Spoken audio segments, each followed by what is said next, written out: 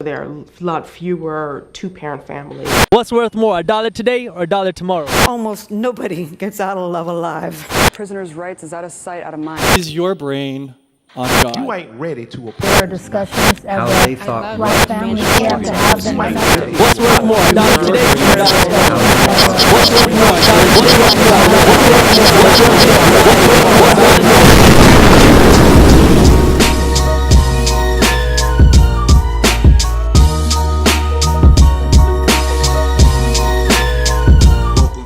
Reality Gurus, the show we take a commonsensical approach to issues through complex conversation. I'm your host, G. Cleve. Make sure, man, if you like any of this content, be sure to like, share, and definitely subscribe. And they're telling me I'm not doing my job. That little bell next to the subscribe button, I gotta hit that too. You're not getting our notifications, man. We got a jam-packed show for you today. Got my fellas with me. Let's get into it. DB, Anye, got my man Ian here today. Reality Gurus, what's going on, fellas? How y'all doing today? Let's go ahead and let's pretty good. All right, let's get into this thing, man. First off, man, big week, man. A lot of interesting things going on. What's up with that Josh Gordon situation? You hear that the Cleveland Browns have decided to release him, and he was immediately picked up by the New England Patriots, which kind of sparked some kind of controversy. Because with his, checkered past with the issues with the marijuana and stuff like that, people are wondering why did he get a job so quick, and the likes of like Colin Kaepernick are still waiting on the outside. So listen, we'll go around, figure out how you feel about it. Anye, what you think about this Josh Gordon to the New England Patriots situation? What's going on? What's going through your mind? Man, that shit was crazy, but kind of expected in this type of system that we in though. Mm-hmm. It's the whole it's like I was taught back in college, the whole good nigga, bad nigga concept, He don't speak too much, you know what I'm saying? He ain't speaking out against injustices and shit. And he's pretty much shushed because of all of his drug issues. Dude been suspended 3, 4, 5 times. The league still hasn't given up on this guy. Right. It's like we got this dude by the neck, so you know what? We're gonna use him. We're gonna squeeze him like an orange. But one thing I will say, because I know a lot of people are comparing him to Kaepernick's situation and Dez Bryant's situation and other guys who've been kind of whiteballed from the league for their outspoken ways, is this dude is a top talent. Mm-hmm. You know what I'm saying? Kaepernick is good, but he ain't one of them top dudes. Dez Bryant was good, but he wasn't one of them top dudes. So that kind of says to me that he's still a commodity to these teams, to where they can say, you know what, he's got those drug issues which look bad, and I do want to give up on him for that. But you know what, I can really use him. He could be a hell of a commodity to me. So you know what, I can ignore that. Let me go on and bring him on.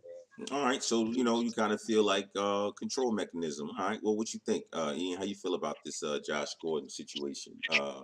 Checkered past, has some issues, drug use, suspensions, things like that. It's funny, Anye mentioned being a top talent. It's interesting that we can still consider him that, and we rarely see him on the field. You understand what I'm saying? In the past 5 years. So, how do you feel about the fact that not playing, he's even injured now, questionable because of a hamstring, but gets cut by Cleveland, immediately picked up by the Patriots? How you feel about that?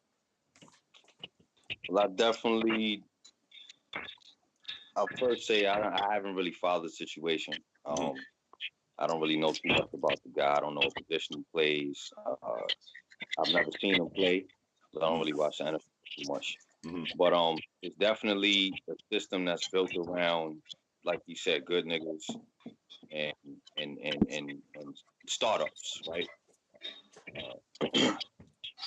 So with this situation, it just seems like if you take Kaepernick, right? Kaepernick had one good year. He made the run to the Super Bowl. He played stellar that year, and then after that, he kind of fell off. But at the same time, you could probably throw all the teams in the NFL in the hat and just pick one, and he's better than their backup quarterback, right? So at least he could have a job. He could at least have a job on the team as a backup. But he's up and right. He's not controllable. He's kind of like I don't want to compare him to too much to Iverson, but he's in that realm, where Iverson was the Iverson. It's hard to compare because you can make that goes into just sports. We're not just talking about the NFL, but it goes into the realm of you know, a Michael Jordan versus a Allen Iverson, and you had, you know, a Jordan, or probably more like this guy you know, Josh, who's well behaved. They say all the right things on television. They say what you want on interviews. You know, they act accordingly when they do their photo ops. And then you have guys like Iverson or Beast Mode, right? Beast Mode was a great talent, but you see with him in the Super Bowl last play, what happened? He doesn't even get to touch the ball, and they lose because of it. And I think that was a statement. That was a statement saying, you know, your talent is not important to us, as important as it is for us to have controls. Good old control. You know, we pay you to be controlled. We pay you to be this system. We're giving you this opportunity to be wealthy, but you need to do what we say, and you need to act and jump. And you need to say how high. You know, don't say if we say jump, don't say I'm a run. You jump and you ask how high. And I think that's probably what the situation is more so about. This it sounds like this Josh dude is more of a how high guy, as for Kaepernick or Ocho Cinco, which is more like, you know, I don't want to jump right now. I'm gonna go take this run. You know what I'm trying to think of automatically from this subject is the whole Mike Vick situation. That The too. Mike Vick that we saw You know, in Atlanta. because I'm only gonna have a few points because I haven't watched it either. So let me just jump in and go real quick. That's what I was thinking that like you think about Ray Rice and all that. NFL has a huge history of overlooking certain things when it comes to their profit line. I think a lot of stuff when we talk about Kaepernick, I think a lot of it also is the issue with the public outcry when that was creating a lot of division just by that one topic alone. Where honestly, if it didn't get big, he probably still would be in the league. If he didn't have you know, all the jersey burnings and all that they might have overlooked the shit. I think because the NFL overlooks a lot of shit, especially when it comes to certain crimes and all that, where that's nothing new for NFL at all. It's really not that new at all. Well, go ahead. That was my only point because I don't follow. Okay, go ahead, Anya, finish up. The Mike Vick we saw in Atlanta was completely different from the Mike Vick we saw in Philadelphia. The Mike Vick we saw in Atlanta, I'm not saying he was speaking out on political issues or was that type of guy, but he was very defiant. This dude wasn't studying playbooks. He wasn't staying late in film sessions. This dude wasn't respecting coaching. He was just doing what the fuck he wanted off of sheer talent, and they were allowing that. But when that dog situation hit, it was like, whoa, I gotta get in line. I don't want to shake nothing up. I still gotta try to get my money. And it felt like NFL owners love that because they like, hold on, we got this nigga by the balls now. Because that's all we want you to do anyway is shut up and play. We don't want no kind of buck back in no type of way, whether it's political, whether it's you speaking out for your individuality, or whatever. Just shut up and play. Well, I tell you what, man. Josh Gordon, again, hasn't been on the field. Man, what we talking? Realistically, like 3 years. We haven't really seen him, you know, do any real damage in like 3 years. I'm gonna be honest, man. I'm wondering. I don't know what he does outside of football. You know, how he keeps himself, you know, financially stable. But if he don't have anything, I like the situation. For him, it's like his fifth, sixth chance. I'm hoping that this gentleman, you know, changes some things, turns some things around. He's 28 now. Soon you'll be in your mid-30s. I mean, you keep playing around, you're not gonna have any more of a football career left. You're not gonna have any, you know, any time left to amass any kind of wealth from, you know, what God-given talent you have or whatever. So I mean, I like the fact that the NFL would still, you know, take their chance on a player with a history like his. You think about, you know, we all know just because, you know, they believe that he can still play football, he can still, you know, make plays. So ultimately, going to bring money to the situation. I just think that if he didn't have this opportunity, I don't know what he would do. That's kind of why you know, I'm happy about the fact that he has an opportunity. You know, I don't know if he has skills in, you know, another skill set. I don't know if he has a degree in anything. You understand what I'm saying? You take away the football opportunity because of stuff that he's done, you know, 23, 24, 25 years old. Then what happens now? Where does he go? So, you know, I like the fact that they're willing to give him another chance. You know, I'm not with the old, you know, maybe there's a control, you know, side of it, but you know, Josh Gordon kind of put himself in this position to where he would have From what I've been seeing in the news with him is he's just had a troubled life. They say he's been on drugs since like 13 years old, came from a broken home, dealing with all that. So again, it's definitely a case to where, you can have a person to where they're dealing with a lot, but they're just so talented in this one aspect of life. And when there's a corporation that says, hey, we can use that, forget everything else he's dealing with, come on in. But then again, I will say, unlike most stories, I have heard that the Browns were really trying to work with him as far as him dealing with his drug abuse. Yeah. I Which mean, which which brings up another question I want to ask y'all. Going back to Kaepernick, with the political stance that he took, do you think he would be out of the league if his talent level was to the level of, let's say, Aaron Rodgers? No, Yeah. I don't. I don't think he'd be out of the league. I think that he would have been dragged by the league, somehow humiliated by the league. But at the end of the line, like DB said, you have a bottom line that you're trying to hit. And if Kaepernick were to drive profits, right, more than he sunk them, then I think he would still have a place in the league because money talks. mhm, I think so too. mhm. Yeah. Yeah. At the end of the day, I think the NFL made that decision more collectively because of the money situation. It was bad for business. I always thought that was the biggest reason.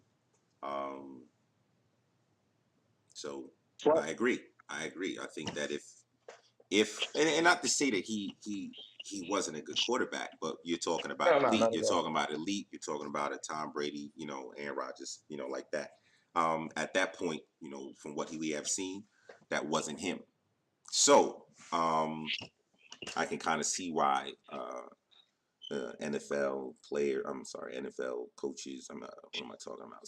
Scouts and teams and league owners, and team owners didn't want to make the decision. But again, let's go ahead and move on past that, and let's go to what else was interesting in the news. The Frank and Wanda morning show. Katt Williams showed up, Red Grant, and all hell broke loose. Since then, there's been a subsequent video that has come out with Frank and Wanda that's actually explaining what happened there. But for people who don't, haven't, you know, heard about this, which is you must be under a rock. But so Katt Williams, Red Grant, they're on Frank and Wanda morning show, and I guess Red Grant had a show coming up, doing a little promotion. And somehow the conversation needed to switch to Katt Williams. And once it did, you could tell that he wasn't in the greatest mood. A couple of things that Wanda said to him, kind of set him off a little bit. And then he just left Earth with all of his jokes, freestyle, stuff like that. So now I'm finding out that there's a subsequent video. Frank and Wanda's explaining it. Please tell me what you guys think about this whole situation since the video is coming out. Ian, let's start with you, champ. What's going on, man? What's going on? What's the latest on this whole situation, brother? well, I think that my issue with this whole situation is the fact that Black culture, right, loves it loves to see drama. It loves to see our people at odds with each other, right? And so you see this video surface, and the first time I saw the video, I saw about 10 different postings of it. It was just from the moment that Katt and Wanda kind of got into it until the end of the interview. And it wasn't until I actually dug into it later on to see that there was like a whole 30 minutes of content prior to that where Katt was dropping knowledge about owning his own rights to all his own shows, and that he put his own money up, and all of these different positive things to take away from that interview. And all we really got to see was Tiffany Haddish gets thrown under the bus by him, so to speak. Kevin Hart gets thrown under the bus by him, so to speak, and then he goes and roasts Wanda. So that's just to preface what I'm going to say is, so now you see this situation where you have two comedians basically doing what they do best, which is be funny and roast each other and roast other people. And it kind of gets blown out of proportion, I think, in the public eye, but I think it's ratings based. I think that the station kind of depended on that, and that's why I think they want Katt on the show. When you hear the interview, when you hear them explain the whole situation afterwards, Katt never wanted to be on the show. And I think they knew they could bring Katt on the show and get him to the point where he was going to be so controversial that they'd be able to make something out of this. This would be able to go viral. And I think that's where we're at now. I think they did their job. I think it was good marketing. But at the same time, it still has that whole love and hip hop effect where it's like, we're exploiting the love that Black people have to see other Black people tear each other down. So. Yeah, I hear you. DB, what's up, man? How you feel about the situation? I mean, I agree with the drama part, because even like the fact that I think about the Kanye situation with slavery as a choice, there was a whole bunch of other stuff that he said within that it had good context that nobody looked at the whole. I feel the same way with that. Like I agree with Ian on that part, that there was a lot of positive takeaways from that people kind of diluted for these two situations. To create the tension. I can't speak on them in itself, because it seemed like there was tension filled. Hearing some of the backstory about Katt Williams not wanting to be there, that makes a little bit more sense. Because he did kind of seem standoffish from the beginning when he initially was being asked questions. Well, I could see that, I can understand that. I think, unfortunately, that this is one where people are taking sides instead of actually looking at some of the information that could be taken away from all of that with the stuff, whether you agree or disagree about like Hollywood in itself and how they treat Black comedians and which ones they choose and pick, and all that other stuff is just fun. Like, I mean, I like it. I'm not even gonna lie. I like the back and forth between Ron and Katt Williams, even though it's being said there's two comedians going back and forth. I think it was one comedian going at another comedian, because it felt like he was going to them. Yeah, because she had much to come back with, brother. I tell you, a couple of them jokes was dry, and when he talked about if the headphones and the wig came together, I had to turn the video off after that. But Anye, talk to me, man. How you feel about this subject, man? What's going on, man?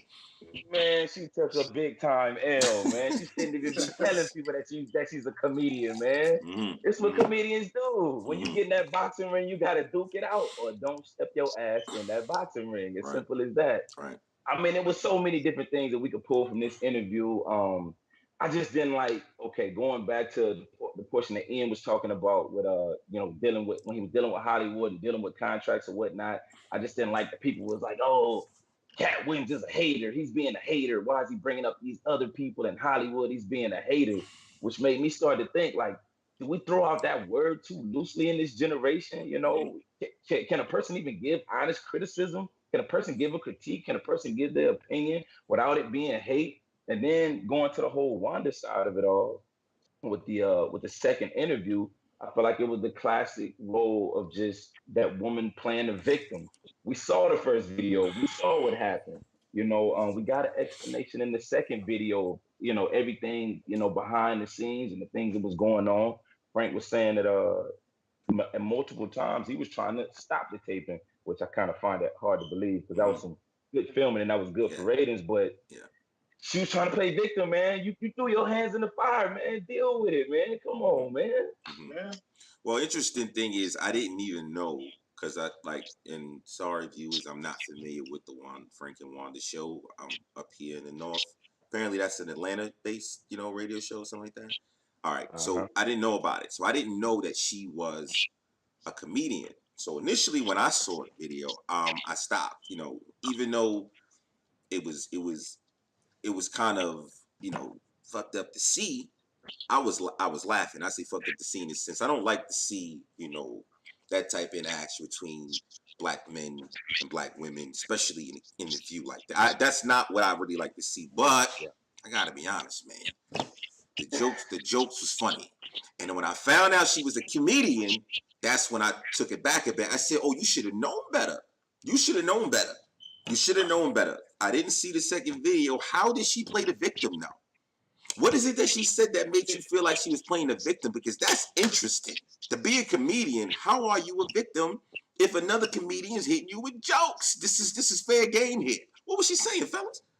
She said like maybe 3 or 4 times. I don't really do those kind of jokes. I don't really joke on people like that. But 5 minutes later, she would say, "Well, I do that kind of stuff." But I didn't really want to go in right there. Then 2 minutes later, I just really don't do those hurtful kind of jokes like that. And you know it's funny because that didn't even really start until she said something about his head, and that's when he went Thank off. you. So Right. Thank you you. blew the first shot. Right. You know what I mean? Right. She had, yeah. She took a swing. He parried, and then he made her pay for it. That's the end of it, man. I hate using that analogy with with physical, but verbally he tore up with them jokes, man. And I don't feel sorry for it. Moving on a little bit, they mentioned something about I guess her husband apparently was supposed to be coming to her rescue. Not really sure if the way that they painted that narrative it was really like that, because I think a video has come out with that whole surveillance. Apparently he had pulled the gun out on Katt. So allegedly, video comes out. That brother looked like he was standing, next to the club, just minding his business, man. Katt was the one who was animated, moving all over the place, gesturing and shit like that, and it just looked like that brother was just minding his business, trying to tell Katt to go ahead and go figure out something else to do, with his time. So I don't know. I think that's a dead story, man. Him and Tiffany Haddish apparently hashed it out. They talked about it. What I like Katt's comedy, but here's a question, folks. Facts. You said he was bringing the facts, right? Before they went into the drama. Let me ask this question. Kevin Hart just recently did an interview on the Breakfast Club, and he says that everything that Katt was throwing out, statistic-wise, numbers-wise, is totally false. All right? Totally false, which is also an interesting thing. If I like the idea of people doing their own thing, entrepreneurship, owning your own shit, but if you're not really doing that, and you on camera saying you are, that's kind of corny. So I don't know what you guys think about that. The possibility that he does not own all of the specials that he claims he owns, and the tickets, 2.4 million tickets or something. He claimed that's also supposed to be false and can be fact checked by Forthless. So how do you feel about Katt now, man? He was talking so-called facts, but I mean, apparently the main point that I took, like I don't know about the statistics part, and I didn't really get into that part too much. And to be honest with you, I didn't fully agree with some of the people that he called out on why they're famous, because Kevin Hart has been putting in work. Kevin Hart has put in work for a long time, and I feel there's a difference between stand-up comedy and movie comedy, like why certain people get on. But I do agree with the fact that in Hollywood, there's only certain number of people that actually get in. So some talented people might not get in. I do believe in some of the colorism. As far as the statistics, I don't get into that, but I do think there's some truth in what he's saying.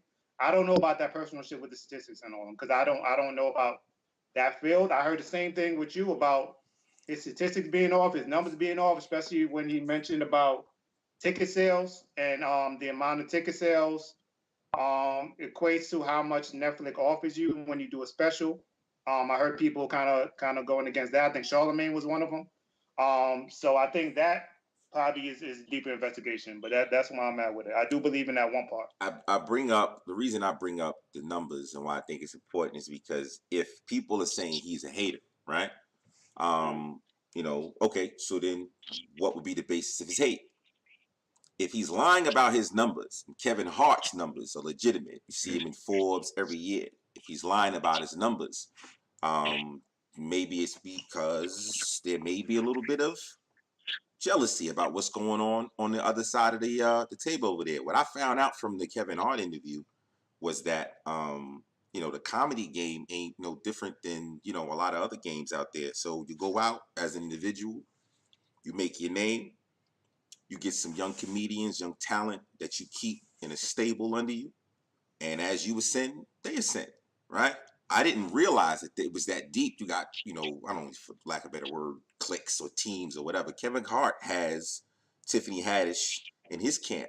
Then you go over and find out that Katt Williams has Melody Camacho, Lunel, and them, and now you start to understand where it's coming from. These are two powerhouse teams over here. Now Kevin Hart is doing a lot better than a Katt Williams, but it kind of makes me wonder if he's lying about his numbers. Why are you lying about him?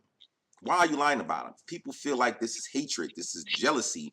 You only, in my opinion, you only making that argument stronger if your numbers are not true. That's the reason why I brought up the numbers, fellas. Well, you know what? I can't really speak on the numbers because I don't know. We taking Okay, one let me man's say story this. versus another man's Let me ask you a story. question. If the numbers are not true, let's just say that we don't know for sure unless we go and look it up. Kevin Hart showed us exactly where to go to find it. But if we find out that the numbers are not true, they're not true.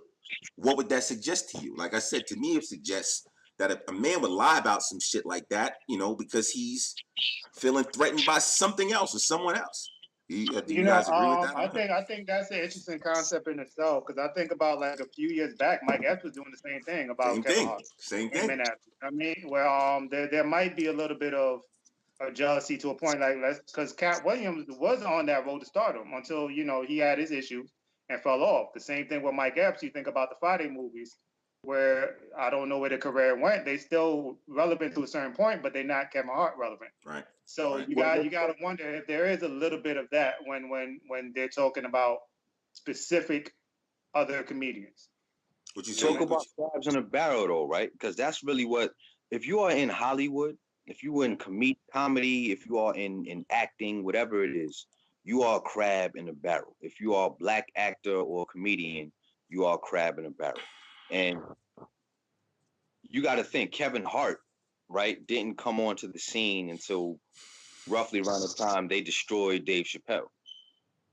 Dave Chappelle was set to be the next superstar black actor. And he said, I'm not taking a dick in my butt, right?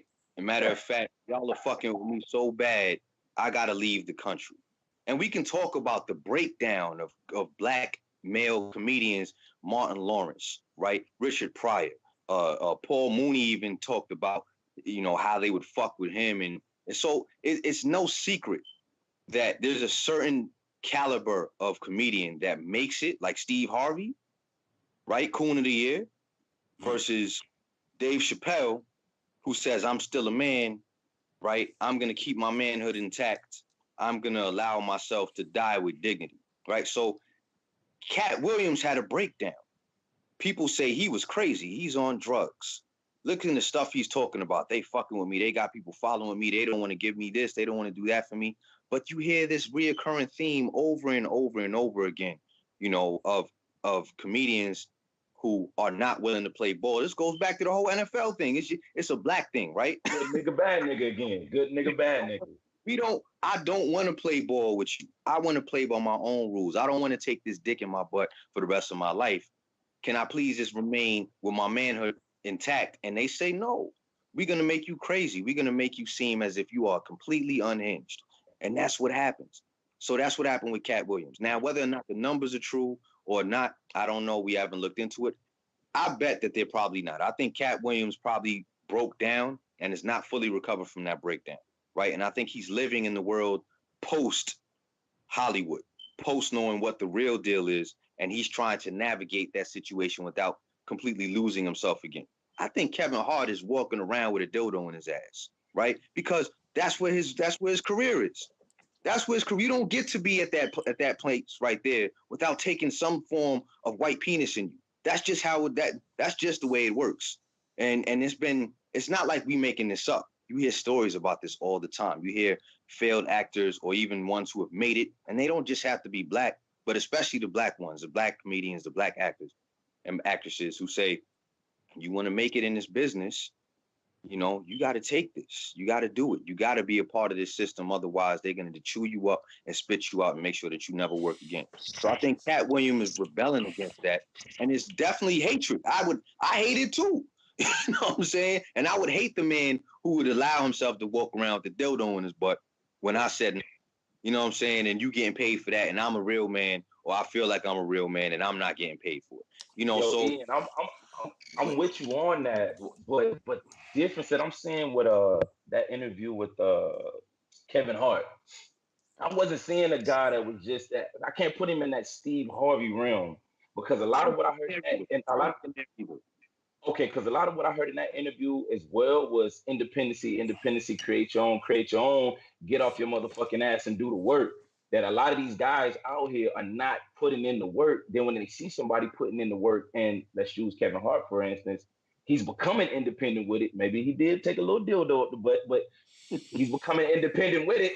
And these dudes is mad at that. You dig what I'm saying? Because they not willing to put in the And work. I agree, because you gotta think about Kevin Hart, especially because he gives back. Like he actually gives opportunities to other comedians. Like he opened up his own studio and do that. So he does give back to a point where, you know, I'm not gonna say dildo at the butt, that's on y'all, but you know, even if you gotta take a certain career path, you know what I mean, in order to get to a certain level of independency. I don't know if that's wrong, but when somebody aiming at you because of it, I think that kind of forms more division than it should unity in that act. This is what we have when we're trying to play their game by their rules. We must break away and be independent to create our own rules. This is the internet age. We can do this on our own without them. When we keep jumping in their game of chess, we're gonna always be the crabs in the barrel, trying to fight for that number one spot, because there's only that number one spot, and you got to be the guy that takes the whatever up the whatever, you know. Here's the thing, man. Very so for me, I've always thought that the debt that Kevin Hart had to pay was wearing the dress. You guys have escalated it to him actually, you know. Now, so I know that's all allegedly, right? But is that what the talk is? Like, do people really believe that he's going that far? Like I said, I thought his debt was the dress. I thought that was the extent of it. Because, you know, I love Martin Lawrence, right? I love Martin Lawrence's career. Do not like the way that it just ended, you know? I don't think we really got a chance to see Martin fade away as we should have. But I still love him. And he did Big Mama's House. He did Shanae. He did his mother on Martin. He did all of this stuff, and I'm wondering how many of you stopped watching Martin once y'all saw him come out in the dress? I did, and I can't say I would stop watching another black man get in a dress. That but maybe now a little bit. But I still think it's that difference, especially when you kind of have the contrast of like a Dave Chappelle. He made a conscious decision not to do it. You know what I'm saying? Where you always have that where you see people making clear choices on which way they want to go in Hollywood. Mm-hmm. You know what I mean? Which when you have somebody like Katt Williams that come back and kind of, you know, put this magnifying glass to where you could see that some people do make that decision, that sacrifice to their own character in order to actually do it. As a consumer, that's probably a little bit different. I might make a little bit decisions like I'm not a big Medea person, but that's not necessarily because Tyler Perry's wearing a dress. That's for other reasons. So I don't take away from that. That's you as a consumer, something different. But as far as them, like when we're talking about what you got to do to get there, that's probably a different question. Okay, all right. Let me throw in another aspect of this argument. Because they always say hate. The older guys are hating on Kevin Hart. They're hating on the new guys. Mike Epps and Katt Williams, they're hating specifically on him. I was telling somebody at work the other day that a little bit of this just sounds like the typical generational war type of argument. And they couldn't understand where I was coming from. So I tried to explain to them, when you come from that older generation, where you saw Eddie Murphy, or Martin Lawrence, you know, a Richard Pryor, that's the standard of greatness when you think about the top guy. So when everybody's in your face talking about Kevin Hart's the greatest ever, Kevin Hart is that guy, he's occupying that top spot. And you think about the other guys that held that top spot, and you're like, hold up, Kevin Hart, you know, it's not even close. I can't give him props like that. He's not like those dudes right there. Then people automatically see that as, hey, oh, you're hating on them. You don't, because you don't like them, you're hating. But it's just like, nah, I came from a generation where the bar was so much higher than this. Since you bringing up generations, then here's the question. Like Ian actually mentioned like a Richard Pryor. So now my question is, are the comedians from today doing anything different as it relates to the debts that you have to pay to stay in the business to be successful? I actually do. I actually think so. Yeah. I think what are they? So wait, but see, here's the thing, because we know that it's public knowledge that they say Richard Pryor was gay. Him and who was it? Marlon Brando had a relationship back then. So here's well, again, it's all alleged, right? But what I'm saying is this is not a new conversation. We've been hearing about comedians being involved in this type of stuff before. So even if Kevin Hart, and I'm saying I'm agreeing with it, even if that's what he is doing, right? What makes it any different than what they were doing years ago? Some of the greats. So I think maybe the conversation is literally becoming about a dick up the butt. I didn't think dick up the butt was literal, but if that's what we're talking about, I took that as a metaphor.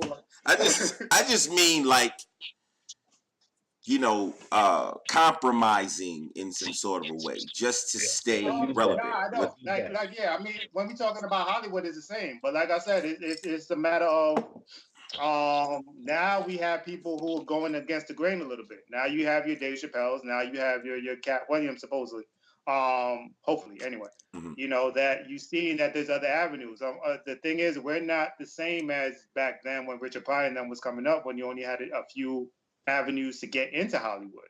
Now you could take more of an opportunity to actually do that. Now we have more people who are actually doing it. Even though the pool is small as far as black comedians, we have enough people that, like I said, even with Kevin Hart, who created his own studio, who a lot of times, like if you see on Comedy Central, he has a show where he presents other stand-up comedians, like other black stand-up comedians. So he opens up doors for people.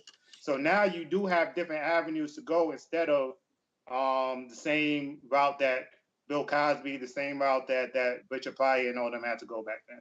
Now, who owns Comedy Central? I agree.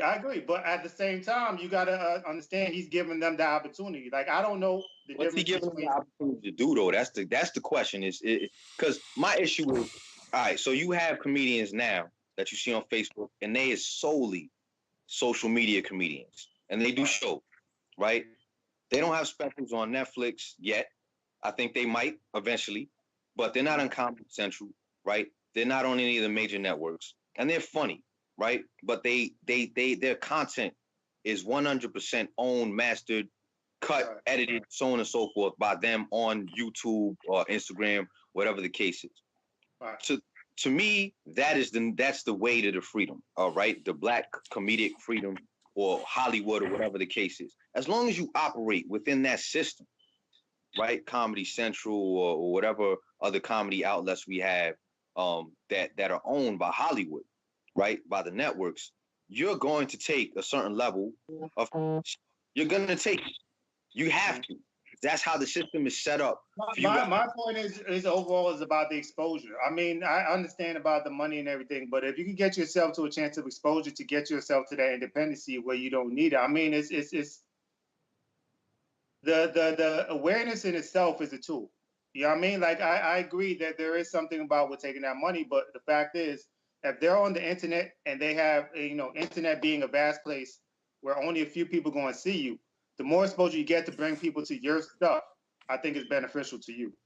And I think which is what I think part of what he's doing, which is good. The good part about it. All right. And I think that's what some of the just real quick. I think that's where some of the hate comes from, because the older comedians, they're seeing this newer generation of internet comedians who, they do own, their materials. They're becoming much more popular, much more quicker. They're touching so much more people, so much more quicker than ever before. And they're saying that, damn, he don't have to go through all them hot ass, cheap, sweaty nightclubs like I did. He ain't having to go through the grind like I did. But you got to understand that the times are evolving. Unfortunately, that's kind of some of the criticism that Mike Epps was giving about Kevin Hart. The fact that he came up in the social media area where he didn't have to work as hard as these other comedians in order to get his fame. Well, here's the thing, man. I've been thinking about this shit a little bit lately. I feel like it applies a little bit. I think that like I'm 38, right? So I think I fall in a generation somewhere in between these millennials and baby boomers, right? And I kind of think that what's happening is, man, the millennials got they shit, mapped out for them for the next 100 years with the digital thing, right? Baby boomers, as they, start to lose baby boomers, they had their own situation with their warehouses and shit like that, and they made their living. But now we're here, right? I think we're like stuck in the transition between that industrial to this digital age. We're like stuck right here trying to figure out. So now you got a Katt Williams and the people under him, Lunel or whatever, who are still trying to approach this comedy thing from the old standpoint. And then you got these new up and coming comedians who understand that the digital social media, that's the wave of the future, and they're making themselves a whole lot famous now. I just think that they got a Katt Williams or even I'm talking about like we probably all fall in between. You fall between baby boomers and millennials, every one of y'all here, because I think we all might struggle with that situation too, if we are on the independent side. If we're not talking about having a 9-to-5, right?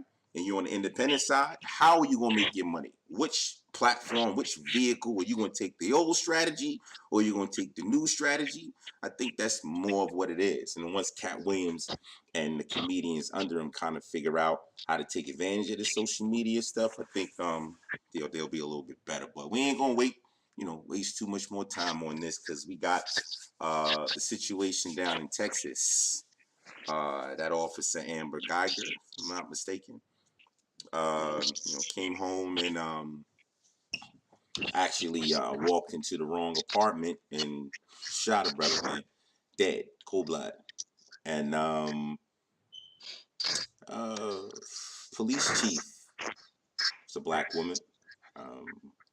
District attorney is also African American, and it just seems like with everything that's going on, there might be a possibility that this officer might walk behind this. Now, a lot of the details and stuff have come out. Stuff is still developing, but long story short, she came home, wasn't her house, and she killed this man. How y'all feel about it, man? DB, what's up, man? How you feel about this situation? I mean, there's only one way to feel about it. I feel it's fucked up. I feel like the fact that somebody being in his own apartment getting killed is a fucked up situation. I feel like the unfortunate part is that no matter any way I see it, whether you try her as a police officer or you try as a civilian, she has the opportunity to get off, especially in a place like Texas. It's one of those things that make you realize how fucked up the criminal justice system is, or can be. Because I mean, she still has a lot to go to before we get there with the grand jury. But that's why I'm at with it mentally now. Got you. So fucked up situation all the way around. Anye, how you feel about it, man?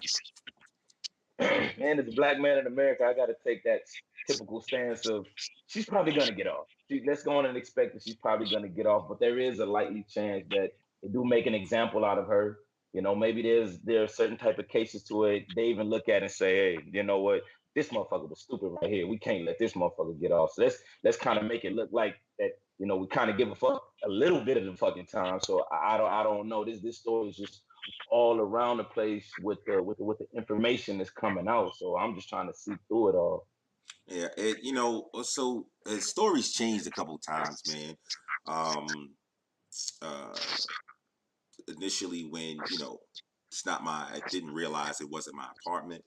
The couple of neighbors had said that this, I'm sorry, I don't know the victim's name and stuff.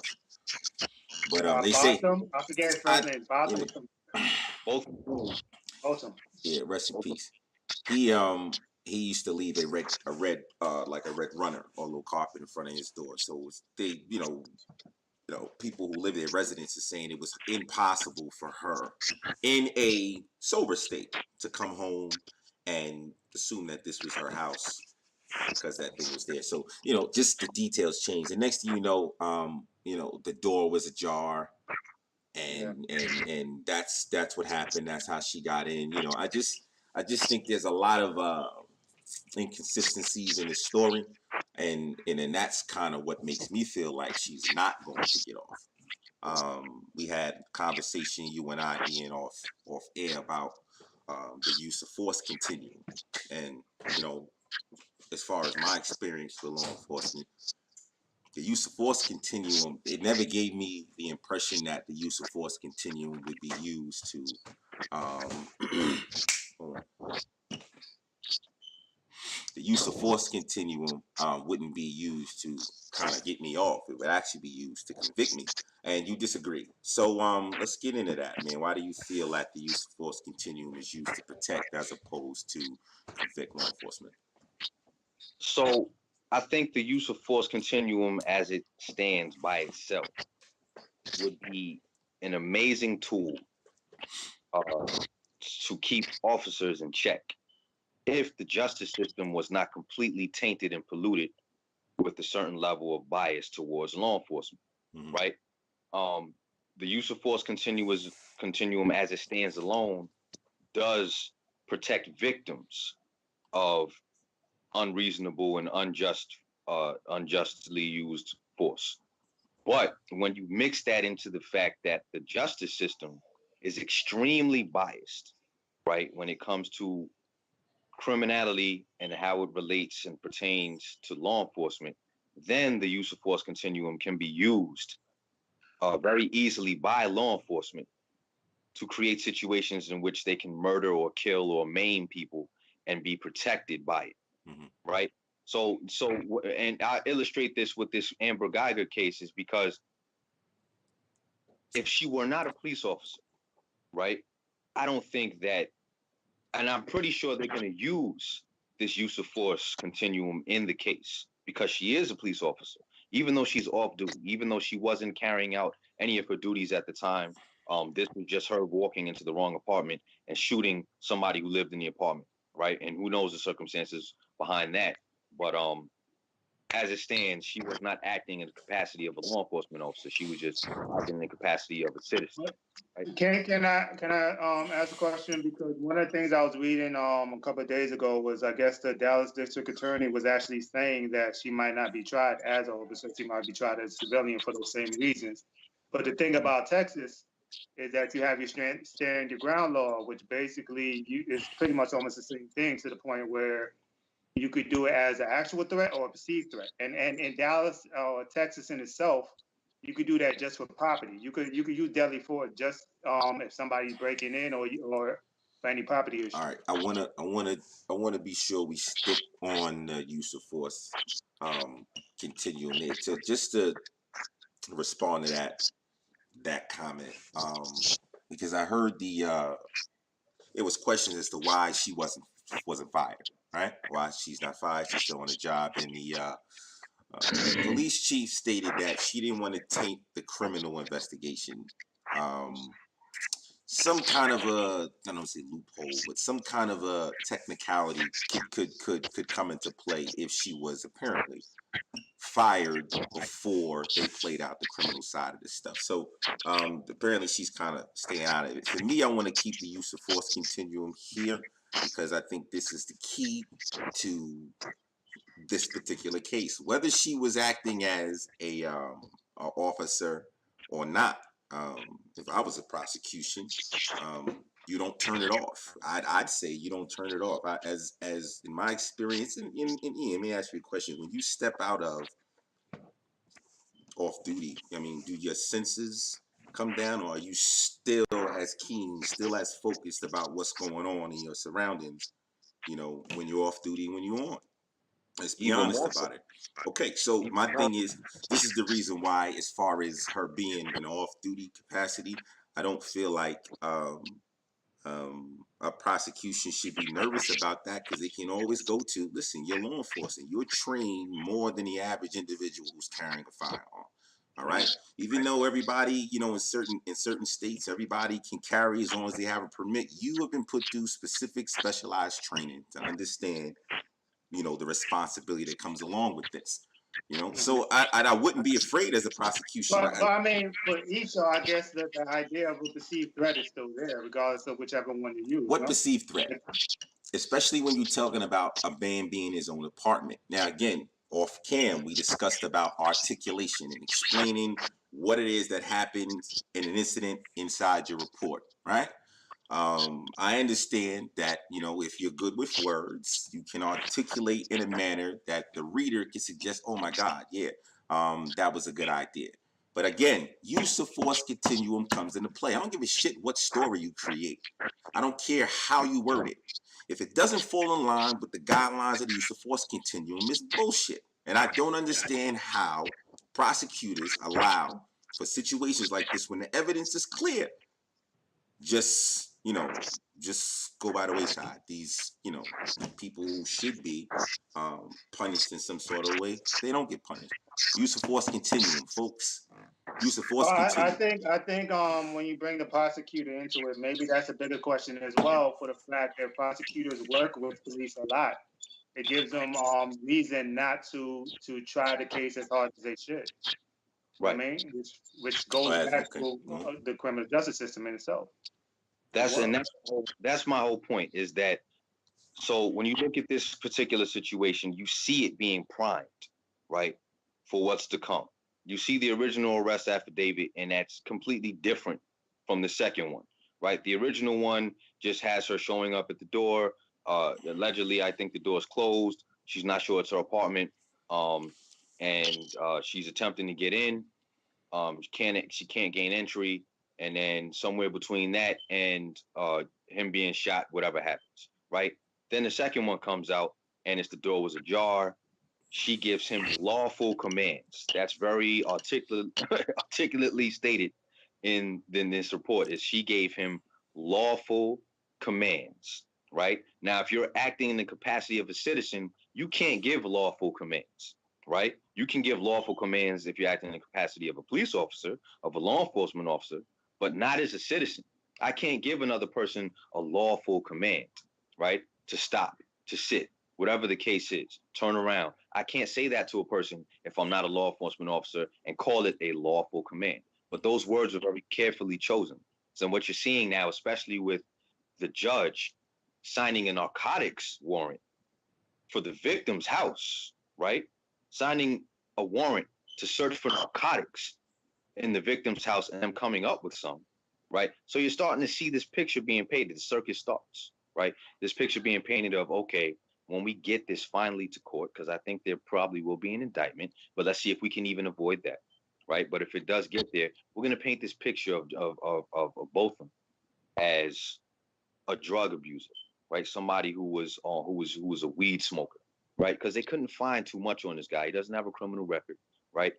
He hasn't been arrested before, so we have to have something to slander this guy's image, to tarnish his image, and to make it seem as if there was a perceived threat inside of this man's apartment when she entered, and then gave him lawful commands as a law enforcement officer, right? And then there is when the justice system is able to taint the use of force continuum, because now it becomes lawful commands, and then you move and you escalate, right? And I'm not saying that the actual continuum allows for the amount of escalation that happens, but with the collusion with the Justice Department, right, with the justice system, that's what gets people off. That's why you have these incidents where, what was the gentleman who was arrested, and when he arrived at the station, his spinal cord was detached, and those officers got off, right? Because they used the use of force continuum to articulate how it got to that point, right? And with the collusion with the Justice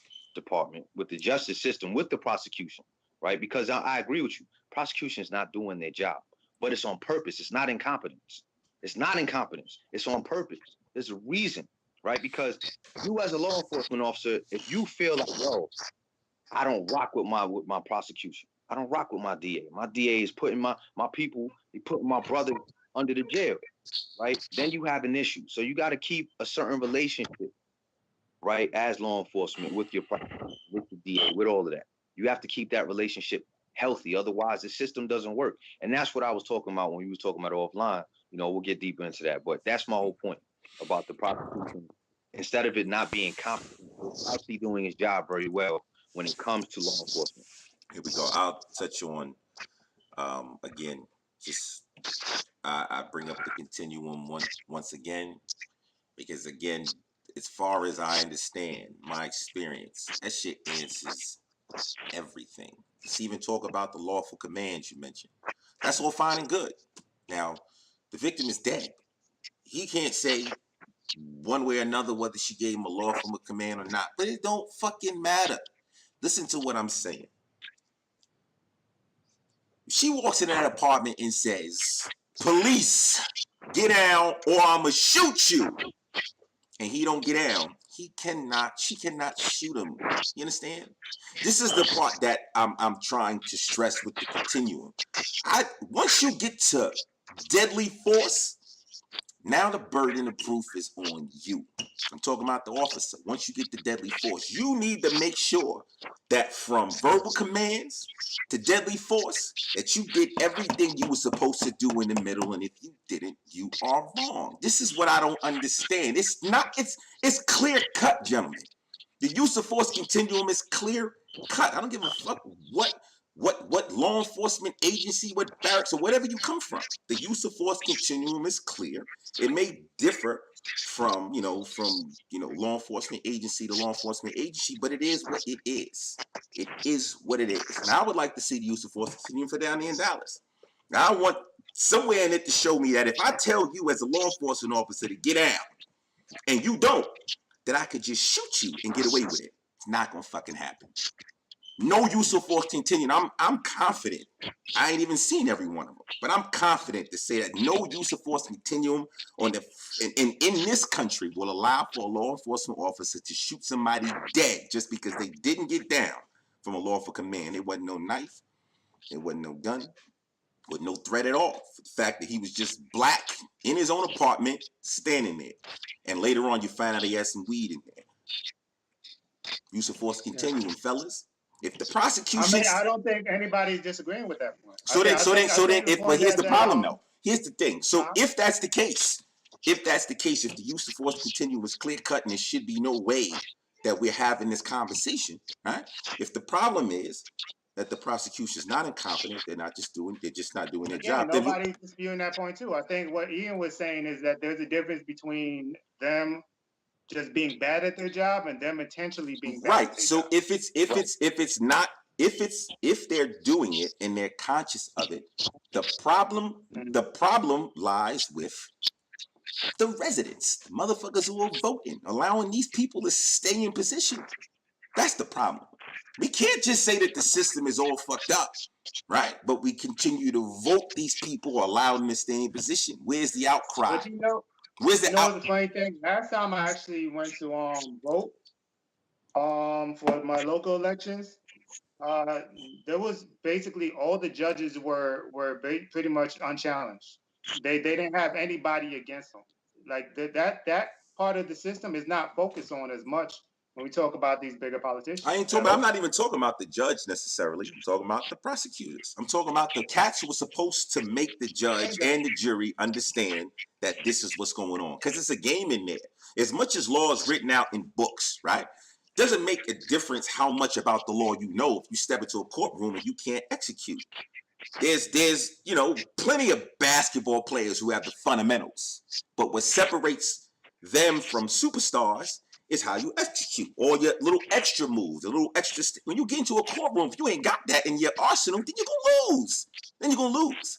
You're gonna have a defense attorney over there who's paid a hell of a lot more than you are, has a team that's probably a whole lot deeper than yours is, has a vested interest because of the publicity of the case, so they might even do it for pro bono. And you sitting over here and you ain't got your game right. This motherfucker's dribbling between his legs, alley-oops off the backboard slamming, and you still trying to figure out how to dribble with your left hand. It's not going to happen. Prosecution. Can I ask that question? How does the grand jury work exactly? It's just like it's like a regular court, pretty much. This is where they decide if they're going to go forward with. So they go there. There's some little bit of testimony, a little bit of evidence, a little bit about the story, and then it's decided then is there enough evidence to move forward with the case and stuff. All right, so when me and Ian were talking, I said, how the fuck did it not get past the grand jury with this base information right here? How could it not get past? I heard something about, I don't know if you guys heard about this thing, but I'm not really familiar with it, and I'm gonna have to look a little more into it. It's called the what is it? It's called the what is it, a probable cause affidavit or something like that? Where, and this goes into how they were allowed to get that the search warrant for after the fact, right? The search warrant for narcotics was because of this probable, I have to look it up, just forgive me, if probable cause affidavit, where a law enforcement officer can ask for, or could request to get that search warrant without having the actual evidence, but based on something like an odor. Oh yeah, I smelled marijuana. So could we go ahead and, get the search warrant to see if there's actually marijuana in the space or whatever. And it's just weird that they're going into all of that. And it wasn't even weed. That's the reason he's dead. He's not dead because of any drugs or anything, but they're looking. So I thought that was interesting you brought that up. But grand jury, man, I can't see how it wouldn't go by. And I can't see how a prosecution with the evidence here, with the way the story is changing, use of force continuum, being concrete what it is. I don't understand how they couldn't figure out to get some kind of a conviction unless, again, you walk in there and you're completely unprepared. You're completely unprepared. Well, no, because you can't just focus on one aspect of the circumstance, right? So you have the use of force continuum, which is just by itself, right? It works perfectly by itself. It makes perfect sense by itself. But then you taint it with the fact that the justice system, right, is a system which is built in the racist undertones of American society. Its purpose, right, is to either capture, incarnate, or kill African American men and women, right? Because we were brought here as an economic powerhouse, a tool. We were brought here as a machine. We were the ace up the sleeve, right? We were the new technology of the season. You know what I'm saying? We were a type of slavery that had never been seen before. This is a slavery where you take people and you completely remove their humanity and turn them into profit cattle, right? So the justice system is based in that. So now when you take something like the use of force continuum and you mix it with the fact that you have a grand jury of what are not your peers, most likely, these are a grand jury of people who view you as, well, you're animals, you're violent, you're criminals by nature. This guy was an immigrant, he's a rapist, whatever the case is. Oh, he used drugs? Yeah, put this guy and all his family 6 feet under, because they're probably all criminals.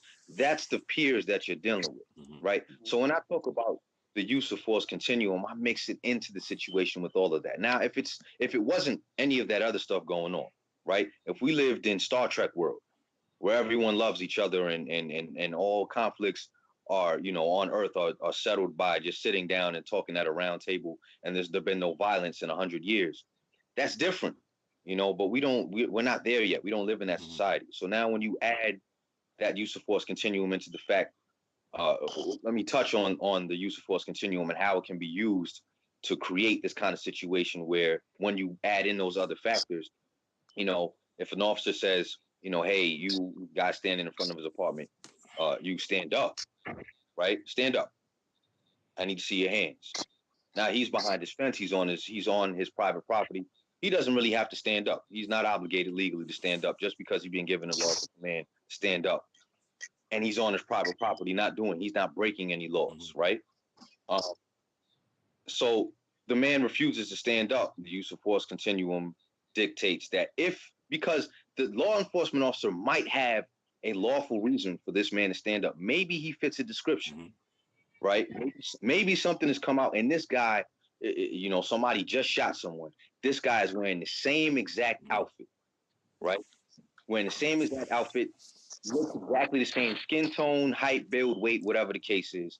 And you say, okay, the officer comes up to the guy and stand up. I need to see your hands, right? But this is not the guy. He's just sitting on his porch, 150, let's say 20 feet behind his fence. That says private property. This is his own land, right? Stand up. He doesn't stand up. Now you got the right to go put your hands on him, right?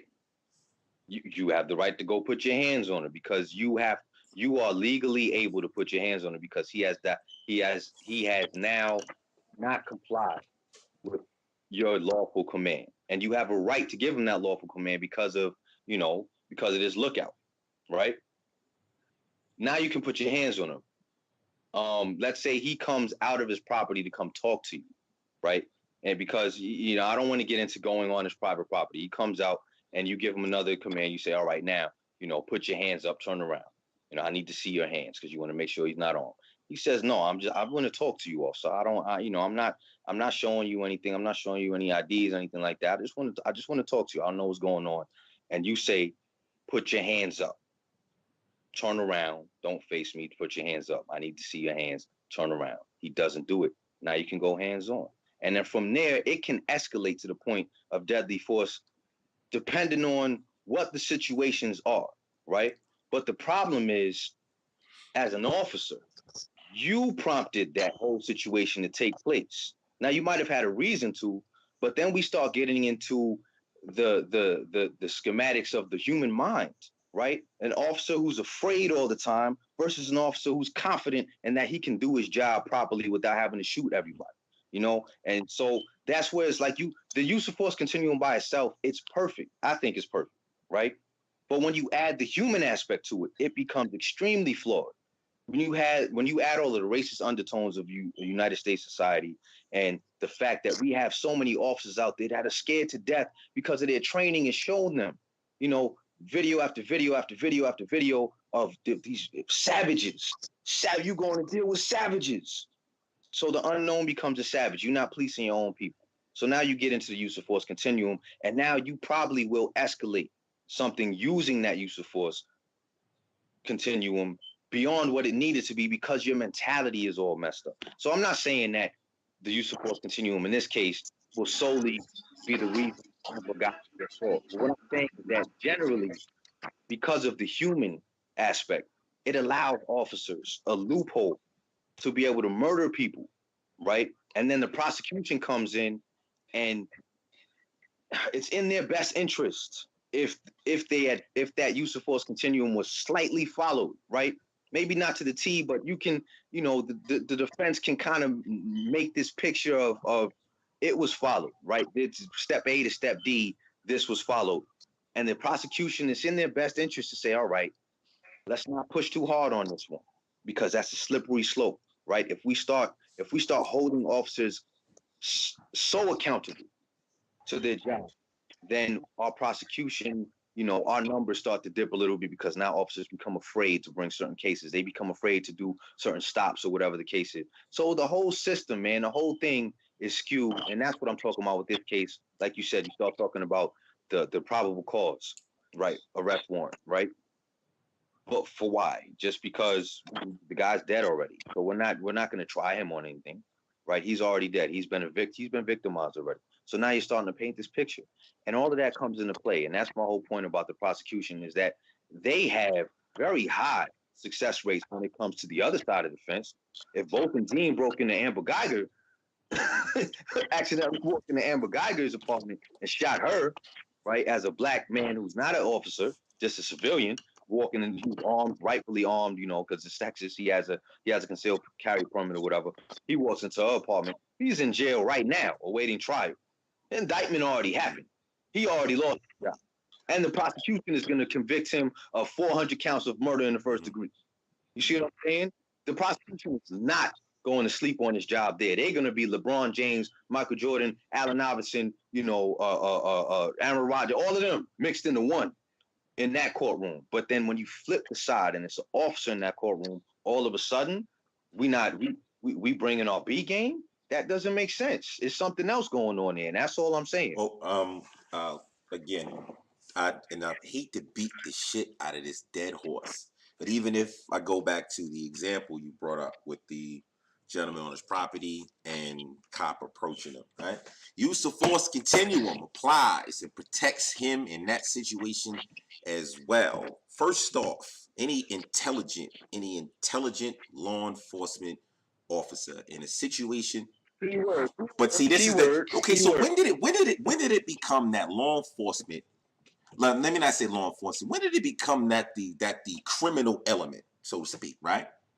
Was better trained, better equipped, than law enforcement in the United States? When did it become that way?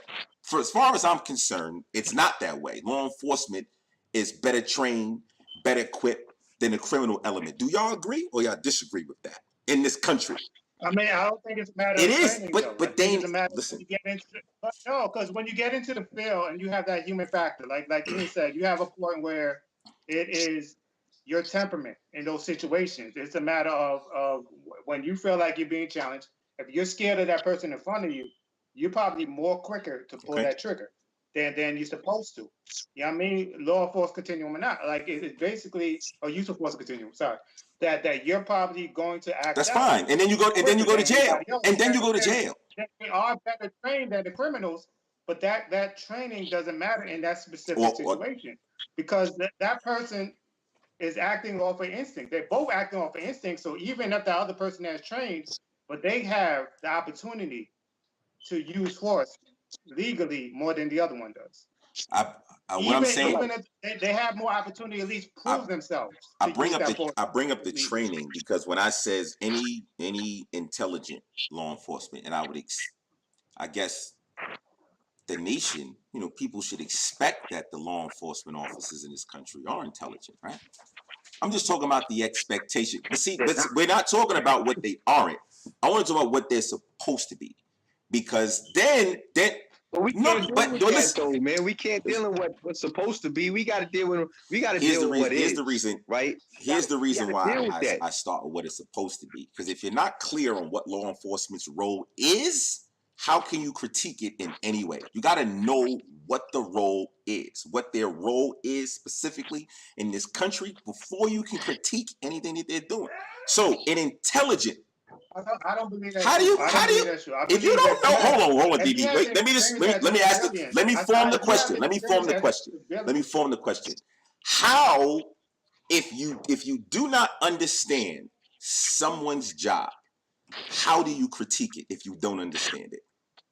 That's because you interact with them all the time. Like you trying to understand them at far from the point of being a cop, what their job is, what their limitations are, what they're supposed to do. The majority doesn't, but you understand them from the way they approach you. You understand them as a civilian, that if I'm constantly being harassed, or if the majority of people around me seem like they're being killed off by this police, that's your understanding of them, regardless of. So let's change it. So now people who understand, who are informed, need to change the perception. I come from the neighborhoods. I come from the struggle. I understand what you're talking about. But I told you off air, Ian, if I didn't have that other side to experience, I couldn't speak from this position. And I'm telling you, it's about training at the end of the fucking day. The use of force can. So, but how does that tie into the case of Amber Geiger, or the case of Ayanna Jones, or the case of the brother that was shot in Florida while laying down in a prone position trying to protect a mentally ill patient who was also sitting down, right? And these officers all shot, not all of them killed, because the brother in Florida lived. He got shot in his ass or his side, I think. But all of these officers were cleared, right? And you can say it's the prosecution, but then let's go before we even get to trial. Then if you want to talk about the training, why are these officers pulling the trigger, right? If you want to talk about the training, and you can't blame it on the civilian, because you have cases, right, with Philando Castile, where he gets shot in his car for following the officer's directives, right? You have these incidences where there is no dissent with the civilian. The civilian says, I'm going to do everything that you're asking me to do. The brother that was in was it Las Vegas? Who was crawling on the floor in the hotel room, and they lit him up with, I think, M4s. This was a white guy, right? Following the lawful commands, officers still pulled semi-automatic rifles and put holes in this man, right? And did not get charged with anything. Or if they did, it was some lesser charge. It wasn't like manslaughter. It was just, reckless endangerment or some crazy shit like that. So when we're talking about the training, if you're going to go into the training of how to use the use of force continuum, then there needs to be a lot more scrutiny. And when, as it pertains to the officers, you can't hold citizens accountable for lack And, of training. and this is the thing about even that, because there was an interesting thing I was reading, because Jay, you had brought up earlier about the fact that the captain, the chief, didn't fire Amber Guyvan. Yeah, and I started reading into that because she said she couldn't do it because of legality reasons. And when you look into it and you break it down, that you actually have police unions that actually sometimes force a lot of these police captains, when they do fire them, to actually hire them back. Like these people who sometimes, from some of the cases that I read, have shot up people's car, have kicked them in the face, have slapped people, and they still hired back because of technicalities. And that's the reason why with the press conference, with the way she was speaking, I had said I wanted you guys to see it. I was reserving judgment because I understand that point. You understand what I'm saying? I was reserving judgment, the fact of the firing or any of that. Prosecution is what I'm focused on. But go ahead, DP. But I mean, originally though, I was still talking about how the system comforts them. How that system kind of like as far as the intelligence, I agree. You're supposed to have a specific training, but when it comes to the police officers, they have this cushioning in certain areas or certain things that they could possibly get away with it, no matter what the training. You talking about getting off? You talking about getting off criminally, or you talking about for their job purposes? Because some of these cats. I'm talking about both. Because both of these, honestly, even they might not be. I mean, there was one case where, and I don't know how it would be. Probably the one, put it like this: the ones that I've seen that did, and it was very few. There was maybe like 11 that was actually charged with something, and most of them were misdemeanors. But then when you also add that with this case, we had the prosecution. We had all of these other factors around the criminal justice system. That a lot of these officers are safe, regardless of what the training is. I challenge any one of you guys to have a conversation with. Well, first, before I say that, do any of you guys have any casual conversations with any law enforcement officers from New York City, NYPD? Yes. Well, not New York City, with other. Okay, so and I want to know, and the reason I'm using them is because I know they have a really strict use of force continuum, and the reason I bring that up is you probably won't find a cop in New York City that wouldn't say to you up front that the culture in NYPD is kind of think first before you shoot, just because of some things that have happened over time in the city. A lot of these guys now are think first. They may put their hands on you, right? But I don't think they're as eager as to pull the trigger anymore. And that's directly related to the use of force continuum. You can't go to deadly force without going through all the steps first. So that's where you see a Eric Gardner die from a chokehold, because they don't want to shoot him. You understand? They don't want to shoot him. But listen. You're not listening to what I'm saying. You're not listening to what I'm saying. I'm not saying it's better. I'm not saying it's better. What I'm saying is, when you think about Amber Geiger shooting this guy in his own apartment, dead. It's beat. Yes, and the reason why is I'm thinking what I'm thinking is because you're speaking of New York. You said that the culture changed. That means the culture of probably killing people changed a lot of this stuff because they was having a lot of issues, a lot of backlash from it. When you talk about some place like Dallas, that's completely different, that has stand your ground law, that has open carry, different from New York, the setup is completely different. The setup is completely different, and stuff, especially when you start bringing in the grand jury. Like there's a different mindset. At the end of the day, all of this shit has to play out in the court of law.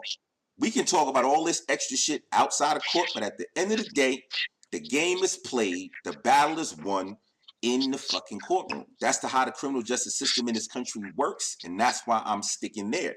All these extra details and stuff, training and doors ajar and probable cause affidavits, none of that shit mean nothing until you get into the courtroom, and now it's time to play this game. And if the prosecution does not do their due diligence and get their information prepared like they should, they're going to get destroyed by this defense attorney. And that's what I'm saying. You could put all the extra pieces into it, but I'm talking about just just the platform of criminal justice, the criminal justice system. We got to first think about how it works first before we could critique it. You can't call any part of it racist until you know how it's supposed to work first, properly. Then once you know how this shit works, you can say, okay, yeah, that shit ain't right. That right there is not right. Let's figure out why it's not right. But you got a lot of people who don't even know what the fuck they talking about. They don't know what they talking about. I agree. I don't know if anybody They those do people, but hear I it. agree. I agree Facebook, that the majority might not know. Instagram, But Twitter, I think when we what other break down some social of the cases media that we talked out about, there? you can see the Everybody listens to these people. Everybody. Anytime there's a police shooting, the first thing that comes out is, oh boy, here's another one. 9 times out of 10, the video comes on like way after we miss how this shit got escalated to the point it's got to in the first place. So I always remain silent. I'm always reserved. Let me see everything first. Let me see how it plays out. And once I see it from my civilian and former trained eye, then I make my decision. And in this case right here, Amber Geiger, there's nothing that I can say, or nothing I can think of that would give, justification for her to get off. She may feel bad about it. I didn't say she didn't feel bad, or she may feel bad about the situation, or she may not, but she may feel bad about it. That does not mean that she gets off, though. Just because.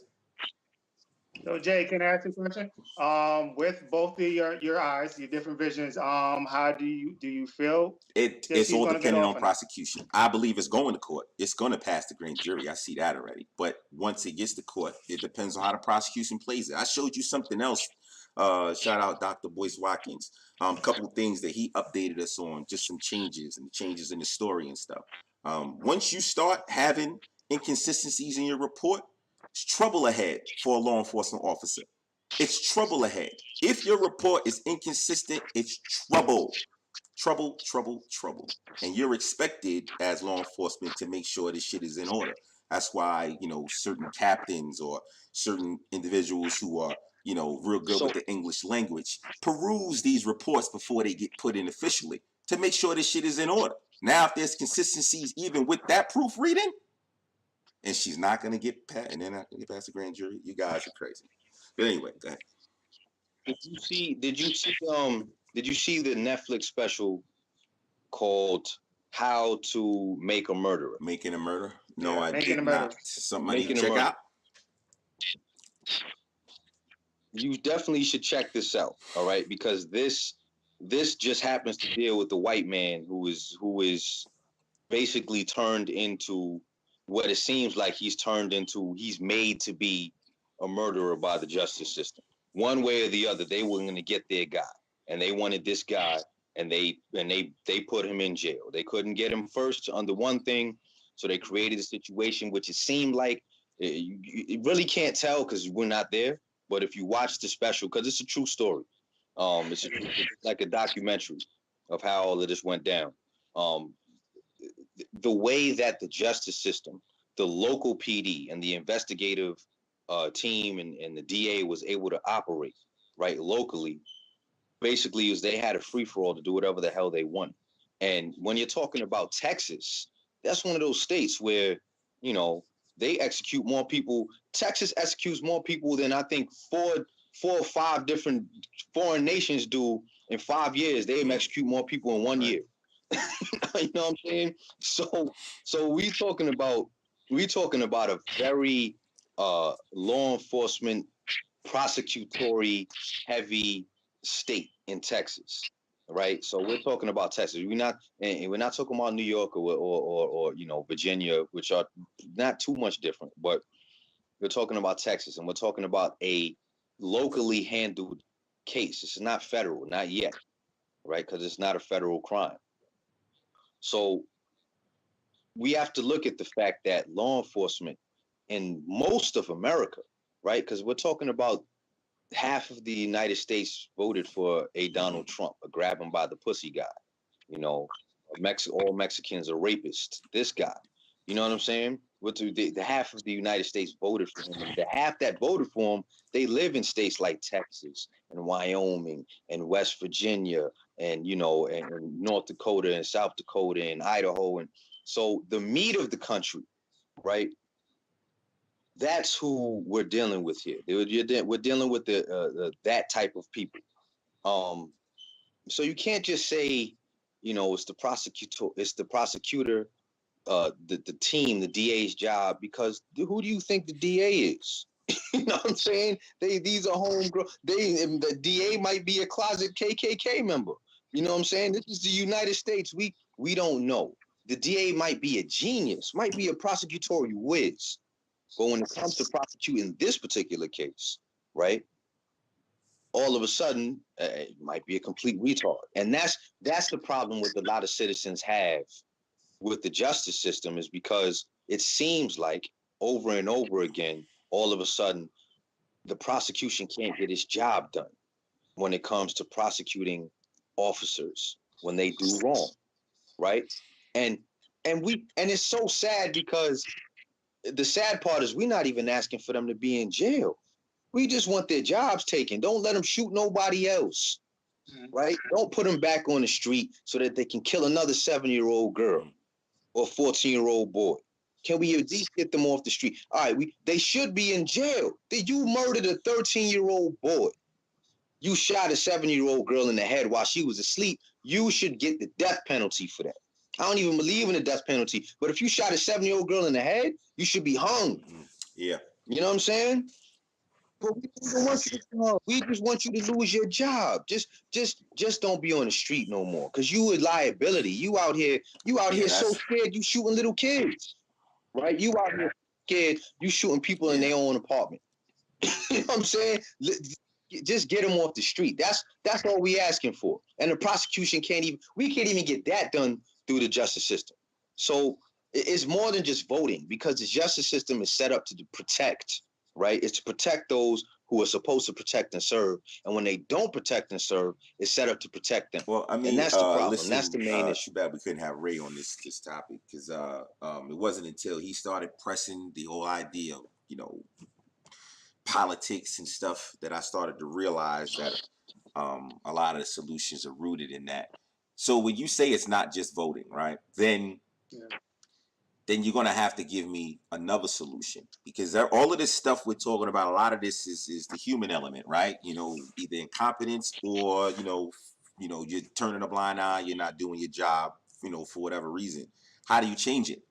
How do you change the situation if those type of people are still going to be in the play? They're going to choose, to take the round off when it's somebody that they don't want to prosecute, and they going hard like it's the 12th round when it's somebody want to put in jail. How do you change that if not for voting, if not for politics, if not for getting these fuckers out of office or getting out of those positions? How are you supposed to change it, fellas?